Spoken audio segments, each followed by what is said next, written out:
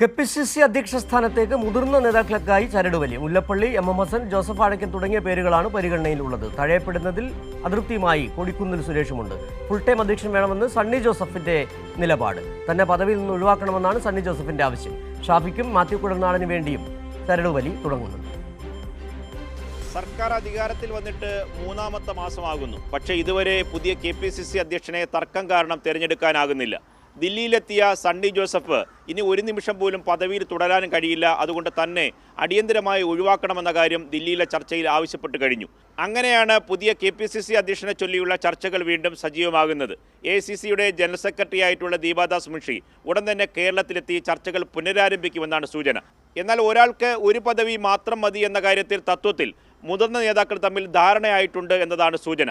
ഏറ്റവും പ്രധാനപ്പെട്ട നേതാവായിട്ടുള്ള എ.കെ. ആന്റണി ഇക്കാര്യത്തിൽ കടുത്ത നിലപാടാണ്. എ.ഐ.സി.സി നേതാക്കളെയും ഇക്കാര്യം അദ്ദേഹം അറിയിച്ചു എന്നാണ് സൂചന. അങ്ങനെയാണെങ്കിൽ മുല്ലപ്പള്ളി രാമചന്ദ്രൻ, എം.എം. ഹസൻ തുടങ്ങിയ നേതാക്കൾക്ക് നറുക്ക് വീഴാനുള്ള സാധ്യതയുണ്ട്. കാരണം സർക്കാർ ഭരണത്തിലുള്ളപ്പോൾ ഏറ്റവും പരിചയസമ്പന്നരായിട്ടുള്ള നേതാക്കൾ തന്നെ കെ.പി.സി.സി അധ്യക്ഷ പദവിയിൽ വരട്ടെ എന്നതാണ് മുതിർന്ന നേതാക്കളുടെ എല്ലാവരുടെയും പൊതു അഭിപ്രായം. ഗ്രൂപ്പിനതീതമായി ഇത്തരം അഭിപ്രായങ്ങൾ ഉയർന്നു വരുന്നുണ്ട്. മുതിർന്ന നേതാക്കൾ വരട്ടെ എന്ന അഭിപ്രായം ശക്തമായി ഒരു ഭാഗത്ത് ഉള്ളപ്പോഴും ഷാഫി പറമ്പിലിന് വേണ്ടിയും മാത്യു കുഴൽനാടന് വേണ്ടിയും ഒരു വിഭാഗം നേതാക്കൾ ചരടുവലി ശക്തമാക്കിയിട്ടുണ്ട്.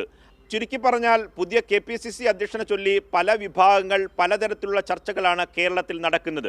ഒന്ന്, ഒരാൾക്ക് ഒറ്റപ്പദവി; മറ്റൊന്ന്, പുതുമുഖ നേതാക്കൾ വരട്ടെ എന്നതാണ്. അങ്ങനെയാണെങ്കിൽ എ.ഐ.സി.സി നേതൃത്വമാണ് ഇക്കാര്യത്തിൽ അന്തിമ തീരുമാനമെടുക്കുക.